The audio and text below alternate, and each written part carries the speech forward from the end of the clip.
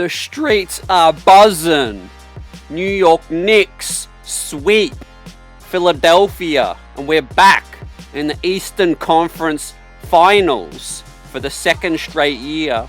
Ladies and gentlemen, your Knicks, my Knicks, are ruthless, playing the best ball that some of us have seen, man, in our lifetime. Let's break it down. Let's talk about the next round, because we're headed back to the junior dance, ladies and gentlemen, with a real shot to get back to the finals, man, for the first time since '99. And what a performance from our Knicks in this one. Dominant, came out with the killer instinct that we've been waiting for, snatching the heart, the soul out of Philadelphia, man. Busting the process, if it weren't already busted. And Embiid couldn't carry the squad and even be competitive, because our New York Knicks, man, smelt blood, and they did not want to take this back to MSG for a Game 5.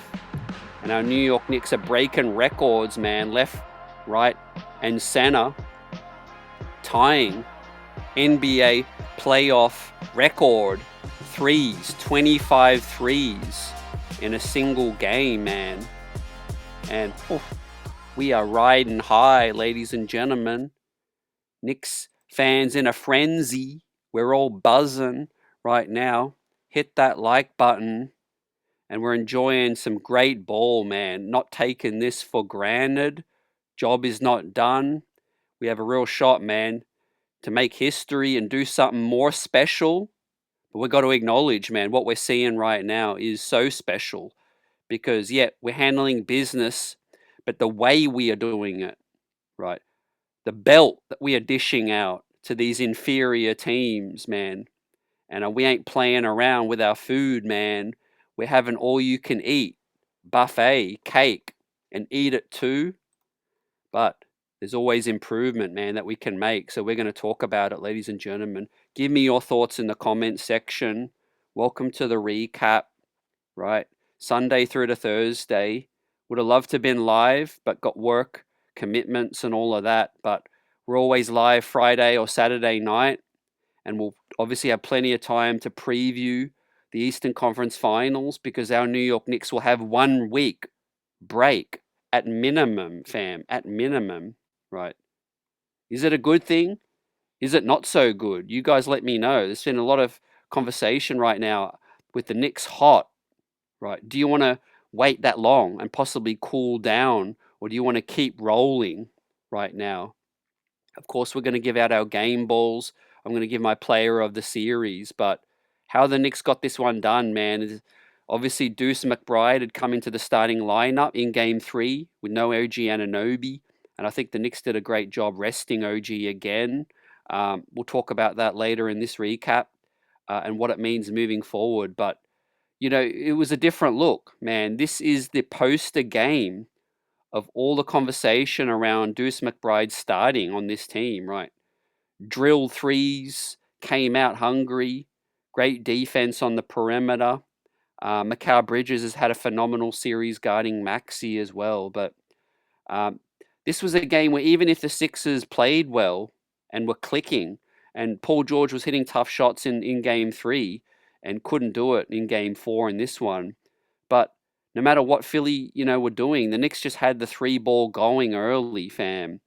They haven't shot the 3-ball that great throughout the series, but it was coming. It was coming, and this one, man, 53% from downtown, 25 threes, tying the NBA history playoff record. And it was magnet ball, man, left and right, and Philly could not do anything about it. And obviously the tenacious D as well, as you see Deuce in the passing lanes.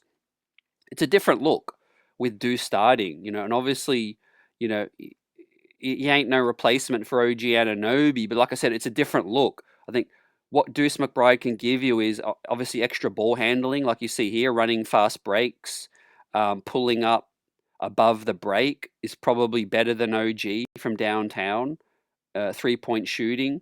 And And obviously, Deuce McBride just gives you a bit more mobility, a smaller look, and like I said, get to his spots, can pull up a little quicker.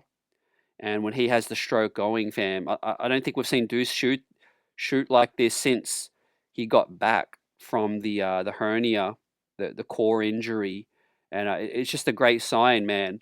Like there's just so many superlatives we can give out, man, and we're obviously riding high, we're buzzing, and long may this continue. We'll talk about who we prefer. Is it Cleveland? Is it Detroit? I think tomorrow, Game 4 is obviously going to be huge either way. We'll talk about it more later, but if Cleveland can win Game 4 and tie the series, I think they'll have a real chance. If Detroit obviously take Game 4, then I think Detroit will be in the box seat, right? We'll talk about the Knicks' chances and how they match up. We'll have plenty of time. But the conversation about the week's break, I mean, it's good in the OG aspect, where OG Anunoby is going to get at minimum a week and a half to 2 weeks break, which is great for a tired hamstring.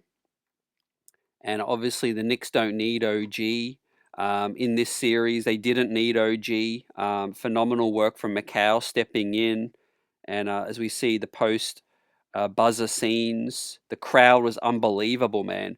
And as EJ predicted, as many fans in the comment section predicted as well, man, Philly fans sold their tickets in droves, fam. And Knicks fans took over the building. And it was a great atmosphere as well. Obviously, MSG South. But look, I thought Philly players were high in their praise of the Knicks post game. Obviously, they got swept. They got humbled. Paul George says that the Knicks were just hot, just too hot to handle, and they're playing better every single game and are going to be tough to stop. And Joel Embiid said that the Knicks were just better at every single thing, every aspect in this series right now. And the graphics coming through are amazing right now. And I will have all week to preview the next round. But obviously, yeah, the week's break, and we wait. We wait to see who the opponent is going to be, right? The other series is far from over, and it could go, more than a week, if it goes Game 7. But the Knicks are going to get their rest, man. They can sleep in some silk sheets for a couple more nights before they really, I think, buckle down, before we get a better idea on who the Knicks are going to face. It don't matter. I don't care who. Shaquille O'Neal, man, Shaq on the post game inside the NBA is all aboard, man. The Knicks train and the hype. He says the way the Knicks are playing, man, they're getting to the finals. It don't matter who they're going to play. Kenny and Chuck are obviously they're a little bit more, man. Knicks hate, and they feel like Cleveland and Detroit are going to give the Knicks a lot more tougher matchup. And I can't disagree with that aspect, but I do agree that I think if the Knicks just play like this, it don't matter. I don't think Detroit have the horses, especially even if you let Cade go off. The Knicks are just playing defense at a higher level than what we've seen at all this season, right? And there's something to be said about momentum, man, in sports. It's bigger than just X's and O's, right? The hustle, the energy, that comes first.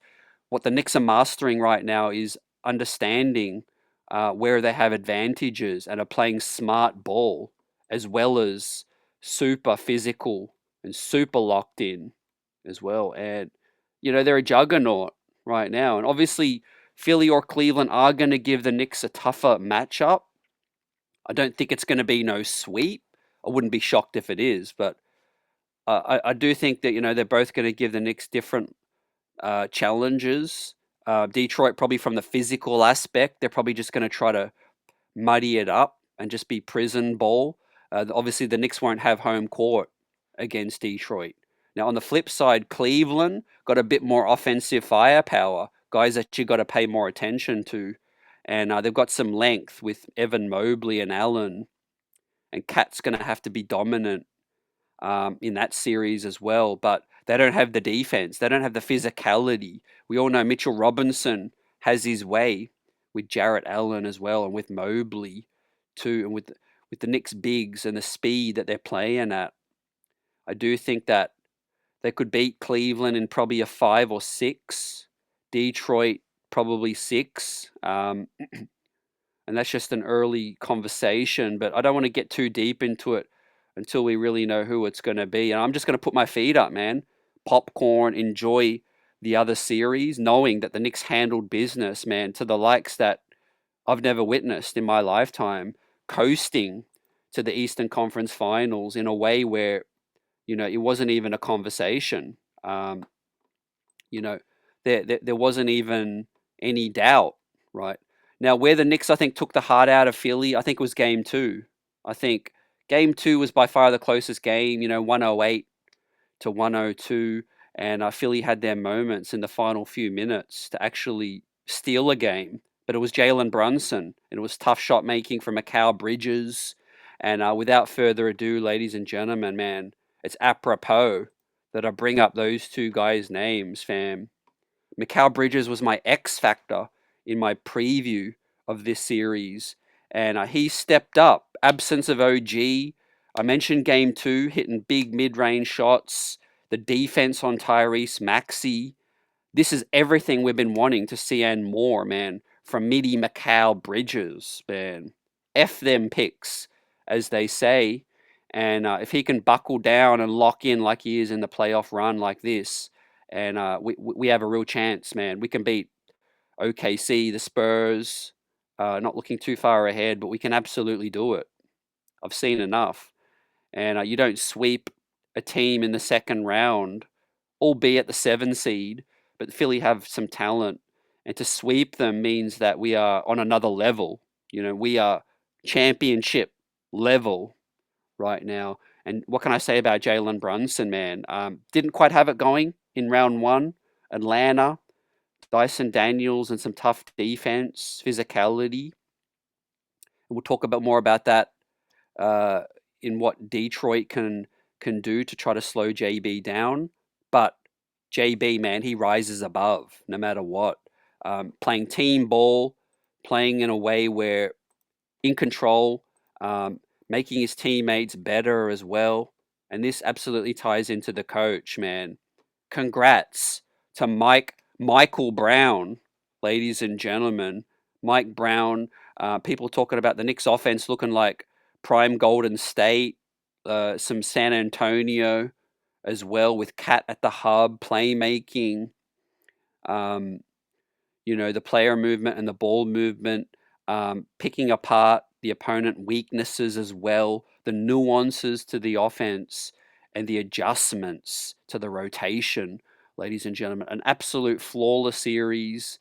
And this graphic does Mike Brown justice, man, as he puts up the one finger and in the celebratory stance. Mike Brown, congrats, man. Got us to the Eastern Conference Finals in his first season as head coach, getting us through a regular season with a little bit of turbulence, but really not too bad, considering last season was a lot of turbulence as well.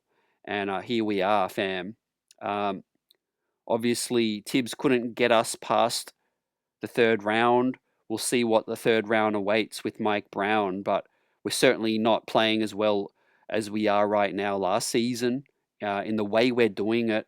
And congrats, to Mike Brown as well for the great job he did in this round. Completely redeemed himself after a up and down first round.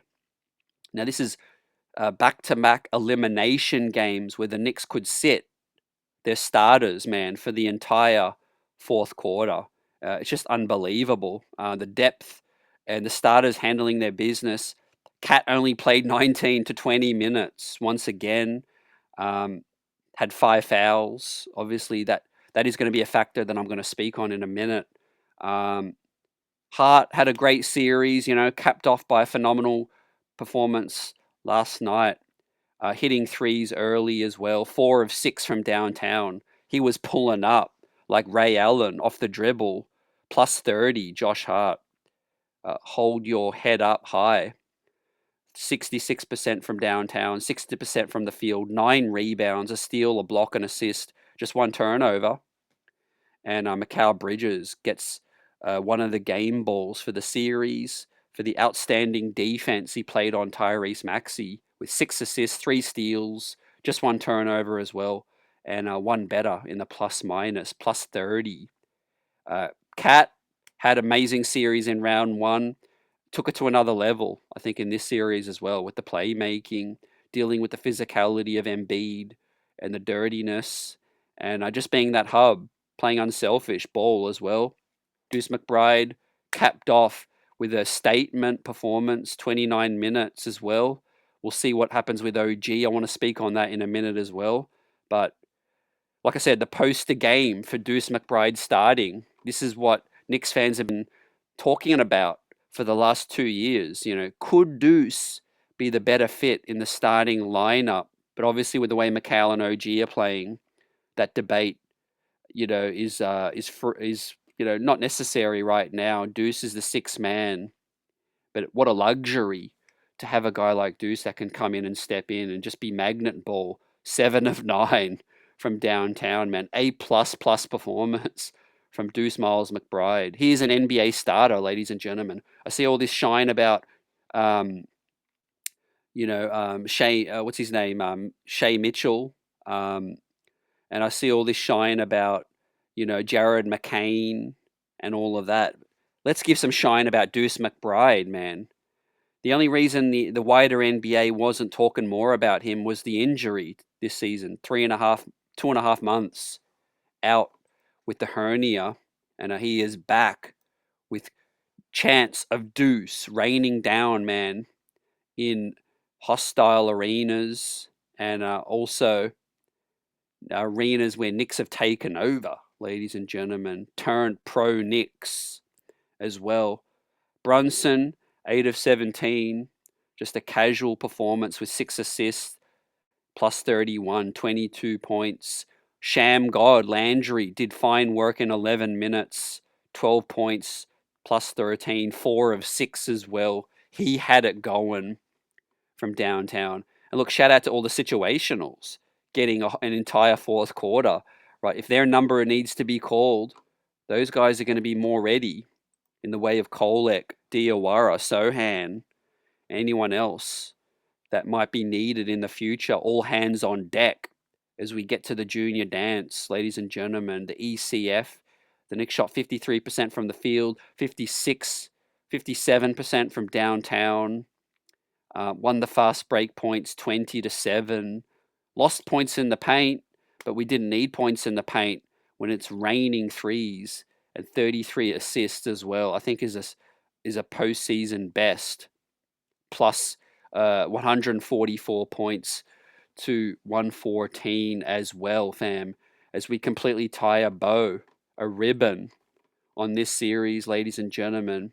What a graphic. Too much for the process. Nike basketball coming out with the fire, as well as Jared Schwartz of the Post tweets out, right outside Penn Station, ladies and gentlemen, the finest billboard that you're going to see, right? Too much for the process right now. I think that Philly's going to have to make wholesale changes. They're going to have to break it up. Embiid's already talking at the podium like, I don't know if I'm still going to be here. Paul George, I think, had a fine game in Game 3. Was hitting a lot of shots, but it just wasn't enough. I think they need to turn a new leaf to Maxey and Edgecombe and just build from the ground up with those guys. Those guys are still young. If you're a Philly fan, there's a lot of optimism in terms of they're not quite ready for prime time, but you've got two, great pieces to build with. You've simply just got to move on from Embiid from now and Paul George's salary. Draft smarter as well. Don't be moving on from younger pieces. And like I said, just build up. I think by the time Maxey's in his prime with Edgecombe, they should have a good team around those two. But it starts now. They've got to build. The Knicks have been building to this moment. They've been building for a long time. It's taken a while for the Knicks to get to this spot, man. But back-to-back ECF finals, we would have we would have punished Boston, truth be told. Tatum wasn't at 100%. So I see a lot of conversation from Celtic fans talking about we dodged a bullet as well. So everyone's seeing how hot the Knicks are playing right now, and it's fate. It's destiny. This is our time. This is the year. No Pacers. The Pacers have been in the Knicks' way for the last 2 seasons, but no longer, ladies and gentlemen. So now this brings us to the conversation: Detroit or Cleveland, ladies and gentlemen. Right. I do think while we await the result of Game 4, right now, on the eve of Game 4, I would still give the edge to Detroit. I think they've just got the toughness. Look, K turnovers can be their undoing, but I do think that Detroit have got the toughness. If guys like Tobias Harris and Duran and Duncan Robinson can just give them enough offense, I think Cade can carry them to victory. But you can't count out a Donovan Mitchell. You can't count out another explosion from Mitchell or Harden to extend the series. Would love it to go 7. Absolutely. Obviously, the Knicks are going to get that week's break no matter what. Reports Mike Breen on the feed that the earliest the Eastern Conference Finals is going to start is Sunday, a week from today. So regardless of what happens in that other series, even if Detroit win Game 4 and then they take it back to Detroit and eliminate them in Game 5, I think the earliest, as they say, will be Sunday. So the Knicks are going to get that week's break no matter what. And you kind of don't want too much break. So a week, you take it. Like I said, the Knicks will have plenty of time to get in the gym, keep the shots up, keep the cardio, rest up for a couple of days, put their feet up. I'm sure Hart, Mikhail have got some knocks and bumps, bruises, and all of that. But obviously, yeah, the Knicks are well rested. Like, that's another factor, ladies and gentlemen, because, like I said, 2 back-to-back elimination games where the New York Knicks have been able to rest the starters for the entire fourth quarter. So, there's rest and maybe there's too much rest, but I think you take it. It's still more so a positive than a negative. Yeah, they're just gonna have to keep busy in practice. Now they can just really focus in. Is it going to be Cleveland? Is it going to be Detroit? The Knicks assistant coaches will be assigned to cover either team. I think a Cleveland series is probably going to be more fascinating from a point of view of like it could just be games, just could be a shootout. James Harden's a big guard, so big guards that can give the Knicks some problems. Obviously, Cade gave the Knicks some problems during the regular season, but you just can't read too much into the regular season because the Knicks are just playing a different level. They're a different Knicks team even than what we saw during the regular season. And that's taking into account that we played Philly, we played Atlanta, and we played inferior teams. But I do think that, we're playing with way more confidence. We're playing with more nuance offensively, getting better shots, playing at a good pace. And my God, the defense is just absolutely tenacious as well. And so I think, the Knicks will, pick apart a Detroit team where I think defensively they can give Detroit a lot of problems. And a lot of people saying this right now, but I just can't see either team beating the Knicks 4 out of 7. You might win 1, 2, 3 against the Knicks. I can't see Detroit winning 4 out of 7 against this Knicks team.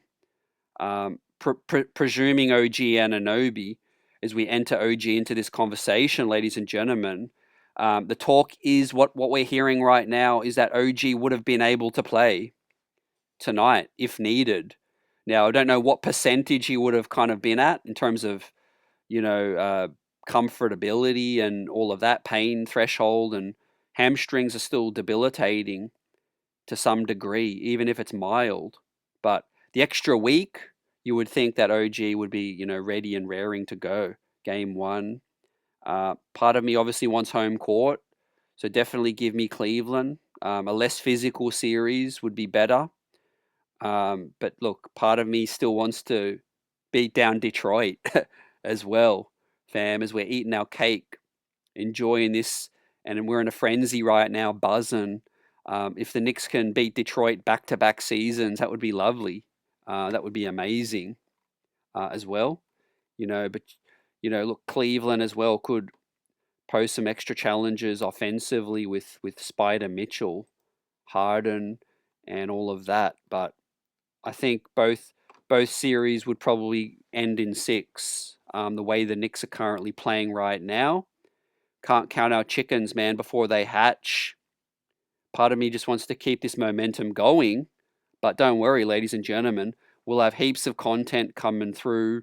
More videos. Support the channel. Let us know your thoughts, man. We'll reply to you in the comment section. This is special, man. What a run, and I think this run is just getting started, right? I think we're getting to the NBA Finals, man.